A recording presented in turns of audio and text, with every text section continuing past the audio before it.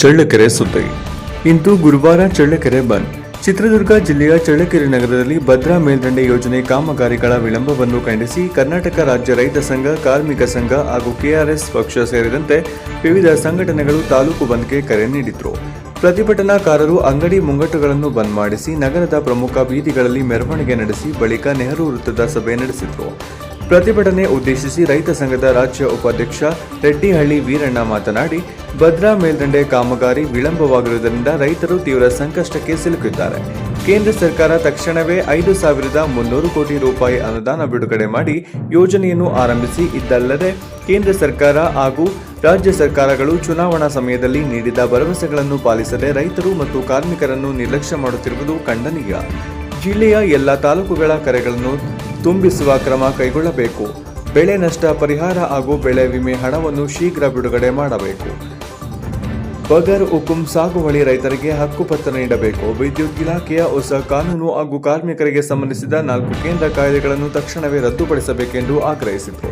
ಈ ಪ್ರತಿಭಟನೆಯಲ್ಲಿ ದುರ್ಗಾಪುರ ಬೋರಯ್ಯ, ನಾಗರಾಜ್, ರಾಜಣ್ಣ, ಚನ್ನಕೇಶವ, ಸತೀಶ್, ಇಂದಿರಮ್ಮ, ಬೋರಮ್ಮ, ಗಂಗಮ್ಮ, ಶಿವಣ್ಣ ಸೇರಿದಂತೆ ನೂರಾರು ಕಾರ್ಯಕರ್ತರು ಭಾಗವಹಿಸಿದ್ರು. ಮೌನೇಶ್ ಆಚಾರ್, ಚಳ್ಳಕೆರೆ. ಬೆಂಬಲ ಮಾಡಿ ನಮ್ಮ ಸರ್ಕಾರಕ್ಕೆ ಅಧಿಕಾರ ಕೊಡಿ ಅಂತ ಹೇಳಿದ್ರು. ಅದಕ್ಕೆ ನಾವು ಕೂಡ ಎಲ್ಲರೂ ಕೂಡ ಆ ಸರ್ಕಾರಕ್ಕೆ ಮತ ಕೊಟ್ಟು ಅಧಿಕಾರವನ್ನು ಕೊಟ್ವಿ. ಆದರೆ ಅವರು ಮಾಡಿದ್ದೇನು? ಏನು ಮಾಡೋಕ್ಕಾಗಲಿಲ್ಲ. ಏನು ನಮ್ಮ ಭದ್ರಾ ಡ್ಯಾಮಿನಿಂದ ಅಲ್ಲೊಂದು ಸ್ವಲ್ಪ ಇಲ್ಲೊಂದು ಸ್ವಲ್ಪ ಕೆಲಸ ಮಾಡಿ ಮತ ಕದಿ ಅಂತ ಕೆಲಸ ಮಾಡಿದರೆ ಹೊರತು ಯಾವುದೇ ಕೆರೆಗಳಿಗೆ ನೀರು ಬರ್ತಕ್ಕಂಥ ಕೆಲಸ ಮಾಡಲಿಲ್ಲ.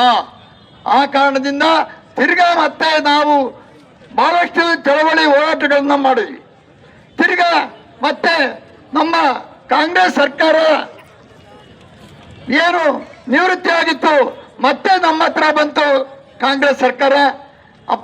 ನಮ್ಮ ಸರ್ಕಾರ ಬಿಜೆಪಿ ಅವರಿಗೆ ರೈತರ ಮೇಲೆ ಕಾಳಜಿ ಇಲ್ಲ ರೀ, ಅವರು ರೈತರ ಪರವಾಗಿಲ್ಲ ರೀ, ಅವರು ಹೊರ ದೇಶದ ಆ ಕಡೆ ಈ ಕಡೆ ಇದ್ದಾರೆ, ಅವ್ರು ಯಾರೂ ರೈತರ ಪರವಾಗಿಲ್ಲ. ನಾವು ನಮ್ಮ ಸರ್ಕಾರಕ್ಕೆ ಬೆಂಬಲ ಕೊಡಿ, ನಮ್ಮ ಸರ್ಕಾರಕ್ಕೆ ಅಧಿಕಾರ ಕೊಡಿ ಅಂತ ಹೇಳಿ ನಮಗೆ ಮುರುಮಾಚಿ ಮತ್ತೆ ನಾವು ಕೂಡ ಅವ್ರಿಗೆ ಏನೋ ಬಹಳ ವರ್ಷದ ಕನಸು ಭದ್ರಾ ಮೇಲ್ದಂಡೆ ಬಂದರೆ ಅನುಕೂಲ ಆಗ್ತದೆ ಅಂತ ಹೇಳಿ ಕೂಡ ನಾವು ಆ ಕಾಂಗ್ರೆಸ್ ಪಕ್ಷಕ್ಕೆ ನಾವು ಕೂಡ ಬೆಂಬಲ ಕೊಟ್ಟು 130 ಸೀಟ್ಗಳನ್ನು ಗೆಲ್ಲುವಂತ ವ್ಯವಸ್ಥೆಯನ್ನು ಕೂಡ ನಾವು ಮಾಡಿದ್ವಿ. ಅದೇ ಈಗ ಇರ್ತಕ್ಕಂಥ ಮಾನ್ಯ ಮುಖ್ಯಮಂತ್ರಿಗಳು, ಉಪಮುಖ್ಯಮಂತ್ರಿಗಳಾದಂಥ ಸಿದ್ದರಾಮಣ್ಣ, DKC ಅವರು, ನಾವು ಆ ಮೀಟಿಂಗ್ನಲ್ಲಿ ಹೋಗಿದ್ದೆ. ಆ ಮೀಟಿಂಗ್ನಲ್ಲಿ ಬಹಳ ಭರವಸೆಗಳನ್ನ ಕೊಟ್ಟರು. ನಮ್ಮ ಸರ್ಕಾರ ಈಗ ನಿಮ್ಮ ಭದ್ರಾ ಮೇಲ್ದಂಡೆ ಯೋಜನೆ ಏನು ಕಾರ್ಯಕ್ರಮ ಆಗಿದೆ, ಅದಕ್ಕೆ ನಾವು ಎಲ್ಲ 4 ತಾಲೂಕುಗಳಿಗೂ ಕೂಡ ನೀರನ್ನ ಹರಿಸುವಂತ ಕೆಲಸವನ್ನ ಮಾಡ್ತೇವೆ. 29 TMC ನೀರು ಆದ್ರೆ ಹಕ್ಕಾಗಿದೆ, ಎಲ್ಲ ಆಗಿದೆ, ನಾವು ಮಾಡ್ತೀವಿ ಅಂತ ಭರವಸೆಯನ್ನು ಕೊಟ್ಟರು. ಕಾನೂನುಗಳನ್ನ ತಂದು ಇವತ್ತು ಅವರ ತಲೆ ಮೇಲೆ ಚಪ್ಪಡಿ ಎಳೆಯುವಂತ ಕೆಲಸ ಮಾಡ್ತಾ ಇದ್ದಾರೆ. ಆ ಕಾರಣದಿಂದ ಇವತ್ತು ಏನು ನಾವು ಕಾರ್ಮಿಕರು ಇದ್ದೀವಿ, ನಾವು ಈ ದೇಶವನ್ನ ಕಟ್ಟಿ ಬೆಳೆಸಿರ್ತಕ್ಕಂಥವ್ರು ನಾವು. ಯಾವುದೇ ಸರ್ಕಾರ ಅಲ್ಲ, ಯಾವುದೇ ಅಧಿಕಾರಿಗಳು ಅಲ್ಲ, ನಾವು ಶ್ರಮಜೀವಿಗಳು. ಈ ದೇಶವನ್ನ ಕಟ್ಟಿರೋರು ಅಂದ್ರೆ ರೈತ, ಕಾರ್ಮಿಕ, ಗಡಿ ಕಾಯ್ತಕ್ಕಂಥ ಯೋಧರು ಮಾತ್ರ.